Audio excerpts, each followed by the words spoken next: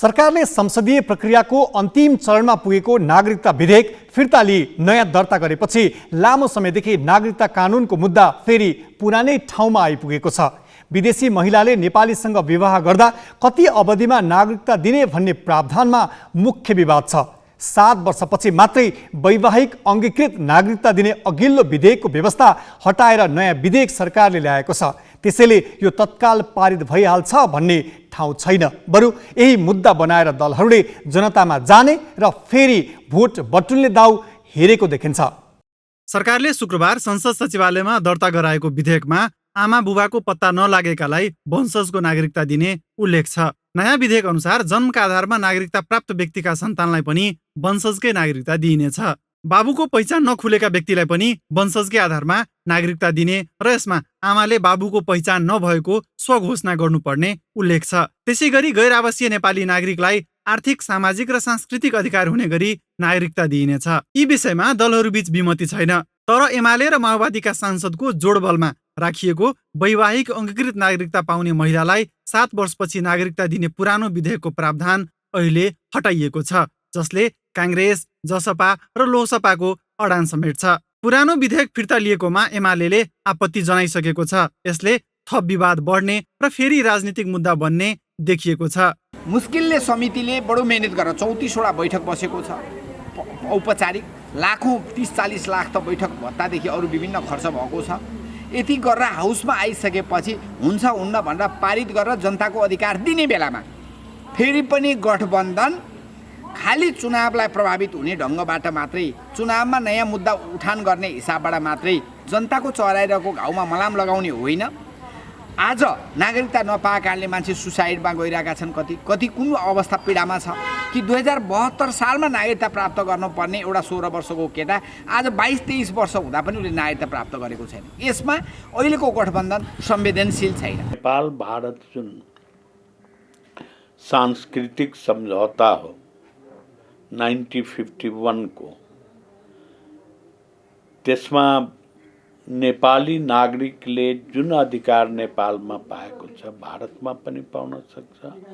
भारतीयले जुन भारतमा अधिकार पाएको छ नेपालमा पनि पाउन सक्छ भन्ने कुराको व्यवस्थाको कारणले आजसम्म यहाँबाट गएका जुन महिलाहरू भारतमा बिहा भएर गएको छ त्यसले गएको दोस्रो दिन नै त्यहाँ नागरिकताको प्रावधान छैन।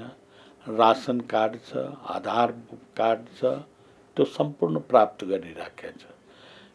त्यसकारण त्यो केवल ऐनलाई सिरानो थापेर त्यो व्यवस्था होला अन्य देशको लागि होला, तर नेपालको लागि त्यहाँ व्यवस्था छैन। व्यवस्था नभएको कारणलाई त्यसलाई अब यहाँ मर्ज गर्ने अवस्था छैन। संविधानले सुनिश्चित गरेका 3 वटा कुराहरू छन्। एउटा नेपाली बाउआमाका सन्तानहरूले नागरिकता पाउने कुरा छ। अर्को कुरा के छ भन्दाखेरि आमा नेपाली तर बाउ विदेशी भएको अङ्गीकृत नागरिकता पाउने कुरा छ। अर्को एउटा भनेको गैर आवासीय नागरिकता प्राप्त गर्ने कुरा छ।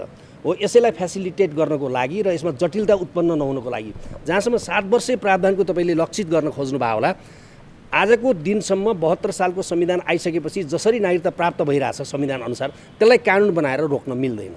त्यसरी कानुन बनाएर संविधानद्वारा दिएको अधिकार कानुन बनाएर रोक्न नमिल्ने भएको हुनाले त्यस्तो प्रावधान राखेर ल्याइदैन, त्यो विवादित हुन्छ। त्यसैले नै हामीले यो फिर्ता लिएको। सत्तापक्ष नागरिकता विधेयकमा एक ढिक्का भएमा सभामुखले केही नियम निलम्बन गरी द्रुत प्रक्रियामा अघि बढाउन पनि सक्छन्। संसदमा हाल 268 सांसद छन्। विधेयक पारित गर्न सामान्य बहुमत चाहिन्छ। सत्ता समर्थक दलसँग 167 सांसद छन्। तर प्रतिपक्षीको विरोध छलेर रातारात नागरिकता जस्तो संवेदनशील विषयमा सत्तापक्षले एकलौटी अगाडि बढाउँदा अर्को राजनीतिक द्वन्द्व निम्तिन सक्नेछ। यही कारण फेरि पनि कानुन जारी हुन नसकेमा नागरिकता विहीन नेपाली थप पीडित हुनेछन्। न त सिम किन्न पाएको छ, न त ब्याङ्क अकाउन्ट खोल्न पाएको छ। पढाइमा पनि यस्तै समस्या छ। हरेक कुरामा, हरेक स्टेप चाल्दाखेरि जीवनको हरेक स्टेपमा अब समस्या भइरहेछ सर। किन नबनेको त तपाईको नागरिकता? नागरिकता किन नबनेको भन्दाखेरि जन्मको आधारमा बुवाको जन्मको आधारमा भएको कारणले गर्दा अहिले नबनेको कारण त्यही हो। संसदको कार्यकाल सकिने लागेको र नयाँ निर्वाचनको तिथि घोषणा गर्ने तयारीमा रहेको सरकारले नागरिकता विधेयकको प्रक्रिया फेरि शून्यबाट सुरुवात गर्दा यसै पनि संशय बढाएको छ। संसदको राज्य व्यवस्था समितिमा 22 महिना छलफल भइसकेर संसदबाट पारित हुन मात्र बाँकी रहेको विधेयक फिर्ता लिएर तत्कालै नयाँ दर्ता गर्नुका पछाडि विशुद्ध राजनीतिक उद्देश्य नै निहित रहेको पनि बुझ्न गाह्रो छैन। यो विधेयक संसदीय प्रक्रियामा सहजै अघि नबढे सत्ताधारी दलले विधेयकका उधारा प्रावधान देखाएर जस लिन र मत बटुल्न त सक्लान्, तर समस्या जिउका तिउँ रहनेछ। जितेन्द्र झा, ग्यालेक्सी फोके, काठमाडौँ।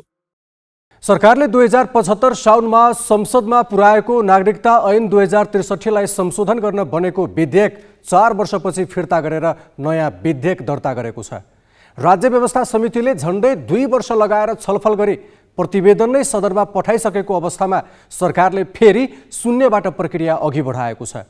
सम्पूर्ण प्रक्रिया सकेर सदनबाट पारित हुन मात्र बाँकी रहेको विधेयक फिर्ता लिएर नयाँ विधेयक लैजाँदा उही प्रक्रिया दोहोर्याउनु पर्ने भएको छ र यसले अन्यल र अनिश्चय झन बढाएको छ। परिपक्व हुन 5 दिन। संसद सचिवालयमा दर्ता भएको सरकारी विधेयक परिपक्व हुन 5 दिन र गैर सरकारी विधेयकलाई 7 दिन लाग्छ। त्यसपछिका कुनै बैठकमा सरकारले विधेयक टेबल गर्न सक्छ। सैद्धान्तिक छलफल। सरकारले संसद बैठकमा टेबल गरेपछिको अर्को बैठकमा विधेयकमाथि सामान्य छलफल हुन्छ। सामान्य छलफलमा विधेयकको सैद्धान्तिक पक्षमाथि मात्रै छलफल गरिन्छ।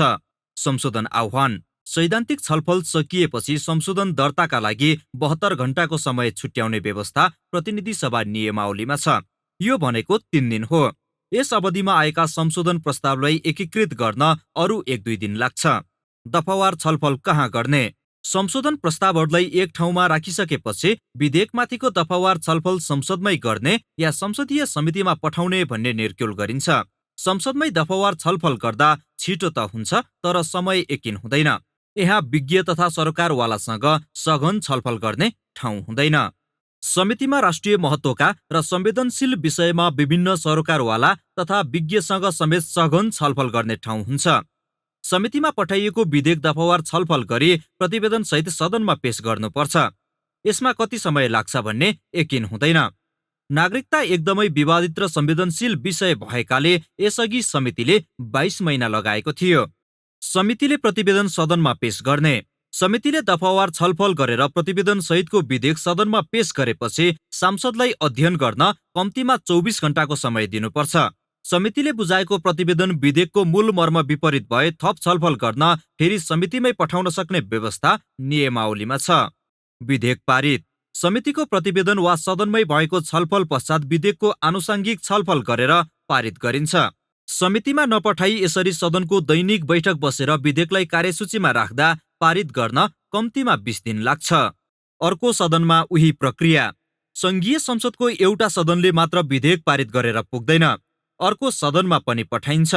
पहिलाकै सदनको प्रक्रिया अर्को सदनमा दोहोरिन्छ। नागरिकता विधेयक प्रतिनिधि सभाबाट पारित भएपछि राष्ट्रिय सभामा पठाउनु पर्नेछ। राष्ट्रिय सभाले फटाफट काम गरे कम्तीमा 15 दिन लाग्छ। यहाँ हुबहु पारित भए धेरै समय नलगाई तल्लो सदनले राष्ट्रपति कार्यालयमा पठाइदिन सक्छ। तर उपल्लो सदनले संशोधन गरी पठाएमा त्यसलाई स्वीकार गर्ने कि नगर्ने भनेर प्रतिनिधि सभामा पुनः छलफल हुन्छ।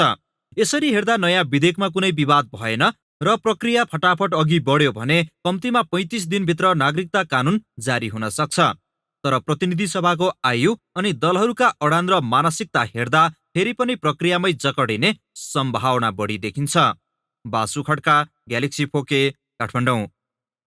तत्कालको राजनीतिक लाभ हानि हेर्दा देशको हित र नागरिकको सुविधा ओझेलमा पर्छ। अझ नागरिकता जस्तो संवेदनशील मुद्दामा पनि जस अब जस हेरेर राजनीतिक दाउपेच साध्नु गैर जिम्मेवार शैली हो।